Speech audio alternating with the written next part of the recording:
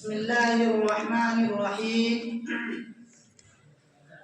نحمده ونصلي على رسوله الكريم اما بعد صدر محترم اور حاضرین جلسہ، آج میں آپ لوگوں کے سامنے سیرت نبوی کے جہادی پہلو پر کچھ روشنی ڈالنا چاہتا ہوں اور یہ بتانا چاہتا ہوں کہ حضور اکرم صلی اللہ علیہ وسلم نے رحمت للعالمین ہونے کے باوجود تلوار کا سہارا کیوں لیا؟ وہ کیا حالات تھے جن میں آپ نے جہاد کو اپنایا، اور جب اپنایا تو میدان جہاد میں کیا نمایاں کردار ادا کیا؟ اس لیے کہ حضور صلی اللہ علیہ وسلم کی وہ سیرت نامکمل ہے جس میں آپ کے جہادی پہلو کو نہ بیان کیا جائے۔ حضور صلی اللہ علیہ وسلم کی وہ سیرت نامکمل ہے جس میں آپ کے غزوات کو نہ بیان کیا جائے۔ حضور صلی اللہ علیہ وسلم کی وہ سیرت نامکمل ہے جس میں آپ کی جنگ قیادت اور سپہ سالاری کو نہ بیان کیا جائے۔ اے اسلام کے غیور نوجوانوں، یہ کسے معلوم نہیں کہ بعثت سے قبل پورا عرب پیغمبر علیہ السلام کو صادق اور امین کہہ کر پکارا کرتے تھے۔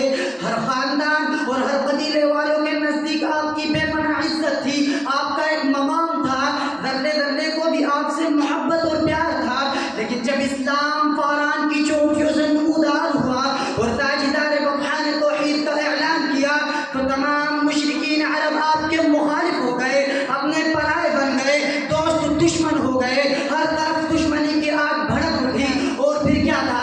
ظلم کا سیلاب امڑ پڑا، آپ کو اور آپ کی رسالت کا اقرار کرنے والوں کو طرح طرح کی اذیتیں دی جانے لگی، صحابہ پر ظلم و ستم کے پہاڑ توڑے جانے لگے، اور مصیبتوں بربریت کا وہ تیز تند طوفان اٹھا کے انسانیت کہاں اٹھتی تھی۔ کمزور اور بے سہارا مسلمانوں کو صرف قبول اسلام کے جرم میں وہ سزائیں دی جاتی جن کی تاریخ میں کوئی مثال نہیں ملتی۔ کہیں حضرت بلال رضی اللہ عنہ کو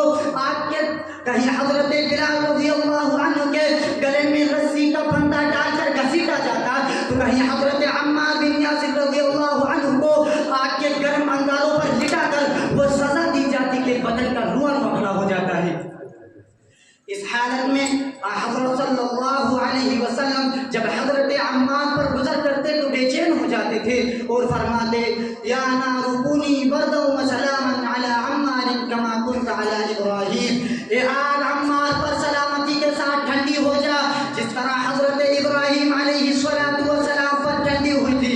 حضرت عمار کی والدہ حضرت سمیہ رضی اللہ عنہا بہت بوڑھی اور ضعیف تھی، وہ بھی کفار مکہ کے ظلم سے نجات نہ پا سکی۔ ابو جہل نے ان کی شرمگاہ میں ایک دن اس زور سے برچھی ماری کہ وہ وہی شہید ہو گئی۔ حضرت خباب بن ارد، حضرت ابو فکیہہ، حضرت صہیب بن سنان، حضرت ذنیرہ، حضرت زبیر، حضرت سعید بن زید اور جیسے دیگر درجنوں ایسے صحابہ تھے جو مشرکین مکہ کے وحشتناک ظلم و ستم کا تختہ مشق بنے ہوئے تھے۔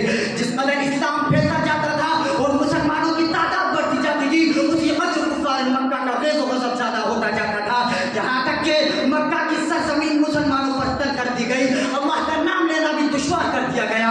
حد یہ ہے کہ سینکڑوں دیوی دیوتاؤں کے پجاریوں نے داعش حق کے خاتمے کا فیصلہ کر لیا، تو اللہ تعالیٰ نے مسلمانوں کو نبوت کے 13 سال کے بعد ہجرت کا حکم دیا، اور تمام صحابہ اکرام مجبور ہو کر چپ چاپ مکہ کے املاک و جائیداد کو چھوڑ کر مدینہ منورہ ہجرت فرما گئے تاکہ وہاں آزاد ہو کر اللہ کی عبادت کر سکے۔ لیکن اب یہ اسلام کے دشمن کفار مکہ کا دل اب بھی ٹھنڈا نہیں ہوا، اور ان کی مخالفت اور تیز تر ہو گئی۔ یہود مدینہ، منافقین اور دیگر قبائل سے مل کر مدینہ پر حملے کی تیاریاں شروع کر دی۔ مسلمان اگر یہاں بھی ہاتھ پاؤں موڑ کر چپ چاپ بیٹھے رہتے تو یقیناً وہ بھیڑ بکریوں کی طرح ذبح کر دیے جاتے۔ اس لیے اللہ تعالیٰ نے مسلمانوں کو اپنی جان و مال، عزت و آبرو اور دفاع کے لیے جہاد کا حکم دے دیا اور فرمایا، اذن للذین یقاتلون بانہم ظلموا وان اللہ علی نصرہم لقدیر۔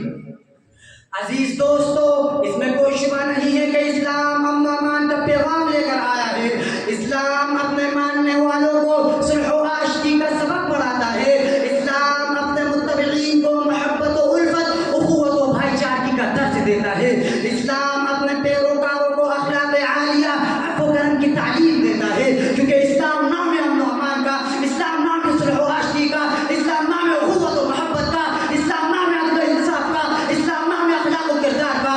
اسلام کو شر و فساد خوریزی و صفا کی سب کوئی واسطہ نہیں، اسلام کو تلوار سے کوئی سروکار نہیں، اسلام پھیلا ہے اخلاق سے تلوار سے نہیں۔ پورے دور نبوت کے اندر ایک واقعہ بھی ایسا نہیں ہے کہ امور اسلام کے لیے کسی کی گردن پر تلوار چلائی گئی ہو، کسی کو اسلام کے لیے مجبور کیا گیا ہو۔ اگر تمہیں اس کا اقرار نہیں ہے تو پھر ہمیں بتاؤ، حضرت ابو بکر جیسے وجیح انسان کو اسلام پر کس نے مجبور کیا تھا؟ حضرت عمر جیسے جری اور بہادر انسان کو اسلام پر کس نے مجبور کیا تھا؟ حضرت عثمان غنی جیسے صاحب تر و شخص کو اسلام پر کس نے مجبور کیا تھا؟ حضرت علی جیسے فاتح خیبر کو اسلام پر کس نے مجبور کیا تھا؟ حضرت حمزہ جیسے طاقتور انسان کو اسلام پر کس نے مجبور کیا تھا؟ حضرت خالد بن ولید جیسے سپہ سالار کو اسلام پر کس نے مجبور کیا تھا؟ شاہ حبس نجاشی جیسے صاحب سلطنت کو اسلام پر کس نے مجبور کیا تھا؟ ابو سفیان جیسے دشمن اسلام کو اسلام پر کس نے مجبور کیا تھا؟ کہ مسلسل مصائب و بربریت کے باوجود دنیا کی کوئی طاقت ان کے ایمان کو چھین نہ سکی۔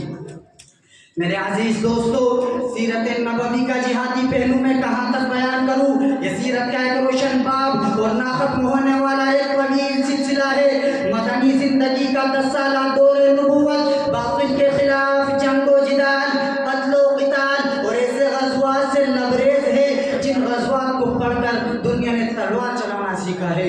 بس اس بات پر میں اپنی تقریر ختم کرنا چاہتا ہوں۔ وآخر دعوانا